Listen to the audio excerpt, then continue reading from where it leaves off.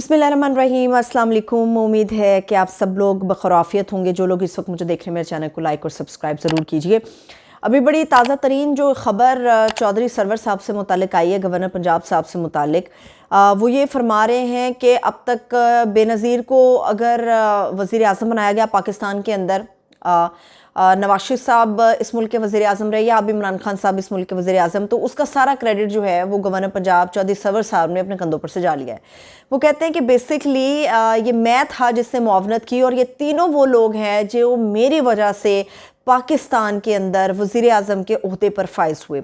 यानी कि पाकिस्तान के अंदर इलेक्शंस की कोई अहमियत नहीं है। आप ये बताने की कोशिश कर रहे हैं कि पाकिस्तान में इलेक्शन जो है वो धांधली ज़्यादा होता है, पाकिस्तान में इलेक्शन की कोई अहमियत नहीं है। पाकिस्तान के अंदर जो लोग अपने घरों से बाहर निकल कर अपनी मनपसंद जमात को या अपने मनपसंद शख्स के लिए वोट कास्ट करते हैं वो सब बेबुनियाद है, बेईमानी है। और जो वज़ीर आज़म के ओहदे पर फाइज अब भी है या पहले से हुआ करते थे तो वो बेसिकली मेरी वजह से। तो खुदा का खौफ करें, आप अब इस सिस्टम का हिस्सा हैं, माना अब आप इस सिस्टम का हिस्सा हैं, मगर इतनी बड़ी बड़ी बातें तो आप ना करें। तो क्या आपको अमेरिका ने अपना खुसूसी यहाँ पे नुमाइंदा रखा हुआ है? क्या आप अमेरिका की खुसूसी आशीर्वाद के ऊपर यहाँ पर है, या फिर पाकिस्तान की जितनी भी हुकूमतें यहाँ से गुजर गई हैं, जिस तरह आपने बेनज़ीर की बात की, आपने नवाज शरीफ साहब की बात की और अब इमरान खान साहब की बात कर रहे हैं, तो क्या वो अपने तमाम तर ताल्लुकात के हवाले से आपसे रब्ता करते हैं कि जनाब अमेरिका से बात कीजिए, अमेरिका से या बरतानिया से बात कीजिए और हमारे ताल्लुकात को बेहतर कीजिए? या अमेरिका और बरतानिया ने इसलिए आपको रखा है कि भाई हम आपको बताएंगे कौन से बंदे को आपने वज़ीर आज़म बनाना है, तो फिर उस तरह से आप इस पूरी गेम को सेट करेंगे? अगर आप इतने पावरफुल हैं, ठीक है आप गवर्नर पंजाब हैं, मगर ये क्या बात हुई कि आप ये भी कह दें कि जी इमरान खान साहब को आपने वज़ीर आज़म बनाया? यानी कि इमरान खान साहब की 21-22 साल की जिद्दोजहद का ये समर है कि गवर्नर पंजाब चौधरी सरवर साहब ये कह देते हैं कि जनाब इमरान खान साहब अगर वज़ीर आज़म है तो उसकी वजह मैं हूँ। मोहतरमा बेनज़ीर भुट्टो ने जो जेल काटी, जो ताने सहे, जो मुश्किलात बर्दाश्त की, उनका समर यह है कि वो उनके लिए वज़ीर आज़म बनने के लिए काफ़ी नहीं थी, बल्कि वो गवर्नर पंजाब चौधरी सरवर साहब थे जिन्होंने मोहतरमा को बेनज़ीर बनवाया था। नवाज शरीफ साहब के बारे में जो भी बात करते हैं ना, उनके सालों की जिद्दोजहद तो है, चाहे वो अच्छी है चाहे वो बुरी है, चाहे वो अपनी ज़ात के लिए थी, चाहे वो पाकिस्तान के लिए थी, चाहे वो अपने ख़ानदान के लिए थी, उनकी जिद्दोजहद का कोई समर नहीं है। हाँ, गवर्नर पंजाब चौधरी सरवर साहब is the only person in Pakistan जो ये तय करते हैं और ये फैसले कराते हैं कि कौन भी बंदा वज़ीर आज़म बनेगा इस मुल्क के अंदर। तो खुदा का खौफ करें, वैसे लोगों का इलेक्शन के ऊपर से एतमाद उठा है, ऊपर से गवर्नर के ओहदे पर आप बैठे हुए हैं और गवर्नर के ओहदे पर बैठा हुआ एक शख्स इस किस्म की बात करेगा, बेमानी किस्म की गैर मेयारी बात करेगा, आपको सूट ही नहीं करती, आपके ये ओहदे के ज़ेब ही नहीं देती है, आप इस किस्म की बातें कर रहे हैं।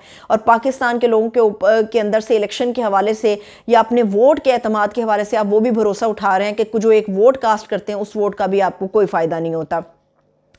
अगर आप इतने पावरफुल हैं तो आप गवर्नर पंजाब क्यों हैं? गवर्नर के ओहदे के आपके ऊपर, आपके बारे में तो ये खबरें थी कि आप एक अलग से पार्टी बना रहे हैं, आप तहरीक इंसाफ के धड़ेबंदी करा रहे हैं, आप तहरीक इंसाफ के अंदर से लोगों को निकाल रहे हैं, एक अलग पार्टी बनाने की कोशिश कर रहे हैं। फिर आपके बारे में ये खबरें आई कि आपने इमरान खान साहब को अपना इस्तीफ़ा भी पेश किया कि जनाब मेरा इस्तीफ़ा एक्सेप्ट कर लें। भैया आप तो खुद पावरफुल है ना, आप खुद वज़ीर आज़म क्यों नहीं बन गए? आपने जो सियासत बाहर के मुल्क की, वहाँ की सियासत और पाकिस्तान की सियासत में फ़र्क है। कुछ बातें हैं जो हमें चेक एंड बैलेंस के साथ करनी चाहिए, स्टेटस के साथ करनी चाहिए। हमें अंदाज़ा होना चाहिए कि हमारी इस बात का क्या रिएक्शन आएगा। लोग हंसेंगे, लोग अफसुर्दा होंगे, लोग सच मानेंगे, क्या करेंगे, कैसा रिएक्शन आएगा आपकी इस किस्म की बातों के ऊपर? गवर्नर पंजाब को ये ना ये बातें ज़ेब देती हैं, ना आपको ये सूट करती हैं कि आप किस किस्म की बातें करें। यानी कि यहाँ पर पाकिस्तान के अंदर अगर जो कितना भी करप्ट हो इस मुल्क के अंदर, उसने जो सालों में जद्दोजहद की है, अच्छी बुरी गंदी जैसी भी जद्दोजहद की है, उसकी जद्दोजहद का ये समर है कि मुल्क के अंदर पंजाब का गवर्नर उठ के ये कहता है कि अगर मोहतरमा यहाँ पे वज़ीर आज़म बनी या नवाज शरीफ बने या इमरान खान अब 21-22 साल की जद्दोजहद के बाद अब वज़ीर आज़म बने, तो वो खुद नहीं बने, वो मैंने उनको वज़ीर आज़म बनवाया, यानी कि इन तीनों को आपने वज़ीर आज़म बनवाया था। ये बात है। तो फिर आप लोग, आपने नून लीग के अंदर, आप इसका मतलब ये है ना कि आप उड़ने के लिए तैयार हैं, आप तहरीक इंसाफ छोड़ने के लिए तैयार हैं जो आप इस किस्म की बातें कर रहे हैं, क्योंकि आप तो ये अनाउंस कर चुके हैं अपनी गुफ्तगू में। आपने तो ये भी बता दिया कि नून लीग के साथ आपका बड़ा अच्छा ताल्लुक था और सारी दुनिया जानती है कि गवर्नर पंजाब चौधरी सरवर साहब का नून लीग के साथ और शरीफ फैमिली के साथ बड़ा अच्छा रिलेशन था। आपने इस चीज़ को खुद कन्फेस किया, आपने एक्सेप्ट किया। फिर आप ये कह रहे हैं अगर पानी वाले मसले पर मेरा झगड़ा ना होता तो मैं आज नून लीग में होता। तो इसका मतलब ये है ना कि आप इशारे दे रहे हैं, तहरीक इंसाफ को बता रहे हैं कि जनाब 2023 के इलेक्शन में मैं उड़ जाऊंगा। मैं पीटीआई को छोड़ जाऊंगा। क्यों छोड़ जाऊंगा? उसकी वजह यह है कि आपको भी ये लगता है एक आम आदमी की तरह कि तहरीक इंसाफ ने, हुकूमत ने पाकिस्तान के अंदर, मुल्क के अंदर वो काम नहीं किया जिसके वो ख्वाब दिखा रही थी।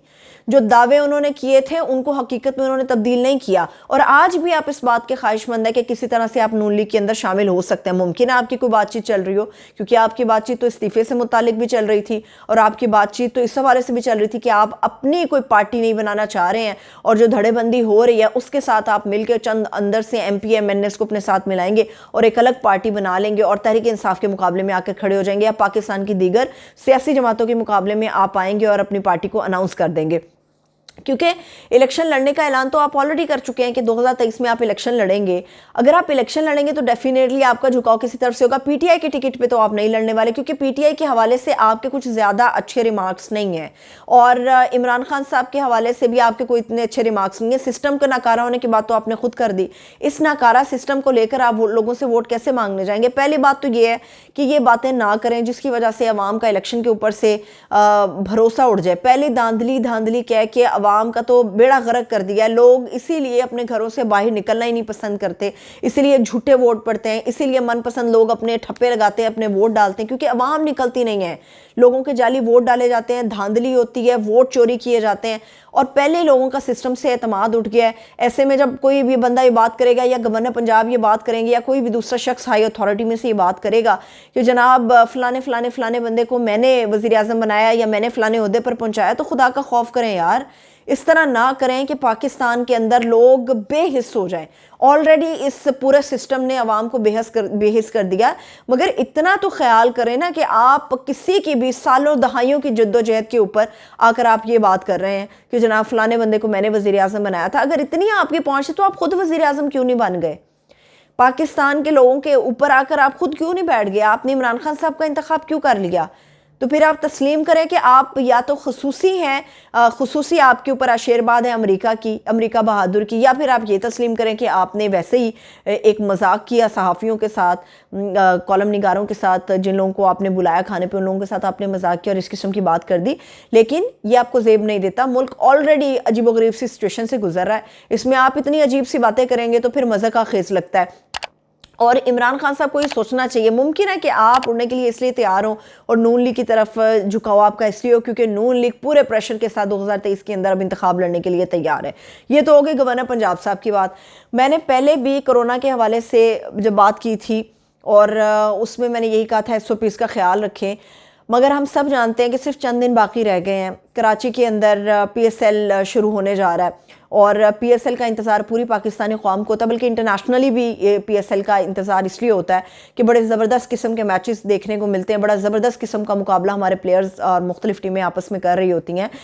मगर इस बार सूरत हाल बहुत ज़्यादा मुख्तलिफ है, सियासी लिहाज से भी मुख्तलिफ है, और अगर पब्लिक सेंटिमेंट्स के हवाले से बात करें उसके हवाले से भी मुख्तलिफ है।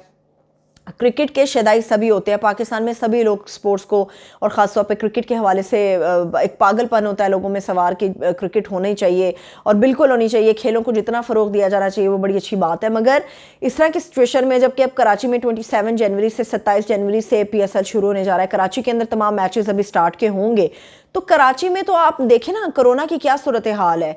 ये तो आप खुद तबाही फैलाने के लिए मौजूद है। ठीक है, आप मैचेस कराएं, ज़रूर मैच होने चाहिए, खेल होना चाहिए, मगर आपने ये जो अनाउंसमेंट की है कि जी फुली क्राउडेड एक मैचेस हुआ करेंगे और ज़बरदस्त किस्म का मैच देखने को मिलेगा, तो क्राउड को आप इजाज़त ना दें, या आप इतने सख्त SOPs करें क्राउड के लिए हवाले से कि लोग उस पर अमल करने के लिए मजबूर हो, मगर हमारी अवाम तो अमल नहीं करती है।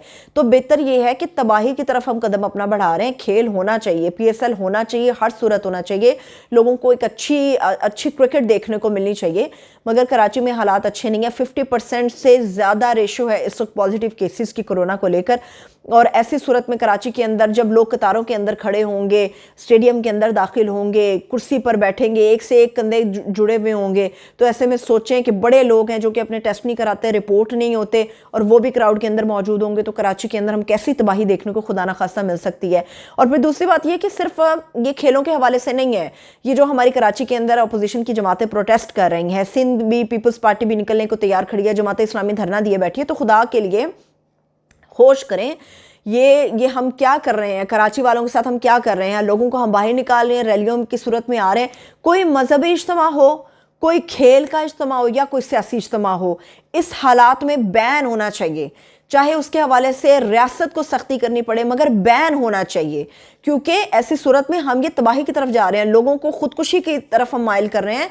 ये वो धमाकेदार मवाद है जो हम फैलाने की कोशिश कर रहे हैं। जब ये फटेगा तो फिर कोई नहीं बचेगा। ये सिर्फ कराची के अंदर ही नहीं लहर उठेगी, पूरा पाकिस्तान इससे मुतासिर हो सकता है। क्योंकि PSL के हवाले से जिस तरह से मैंने बात की कि मैचेस सिर्फ कराची में नहीं होंगे, लाहौर के अंदर भी होंगे। लाहौर के अंदर भी रेशो पॉजिटिव केसेस की बहुत ज़्यादा बढ़ रही है, मगर कराची में बहुत ज़्यादा संगीन सूरत हाल है, ख़तरनाक है। तो कोई भी इज्तिमा किसी सूरत नहीं होना चाहिए, चाहे वो सियासत के लिहाज से अपोजिशन इस वक्त कर रही है या इस वक्त सिंध गवर्नमेंट करने जा रही है, पीपल्स पार्टी करने जा रही है। तहरीक इंसाफ ने भी रैली की अनाउंसमेंट कर दी है। अगर हुकूमत ही होश नहीं करेगी तो फिर बाकी लोग अपना कहाँ से काम करेंगे। तो खुदा के लिए एक तो PSL के हवाले से नजरसानी करें इस चीज़ के ऊपर कि आपने फुली क्राउडेड मैचेस कराने हैं, क्राउड को अलाउ नहीं करना चाहिए। अगर आपने इजाज़त देनी है तो कुछ ऐसे SOPs या ऐसी सख्ती करें कि लोग आएँ, मगर एक फासला उनके दरमियान बरकरार रहना चाहिए। इसके अलावा जो सियासी इज्तिमा हो रहे हैं उनको रोका जाए, उनको समझाया जाए। रियासत का काम होता है अपनी रिट को कायम करना।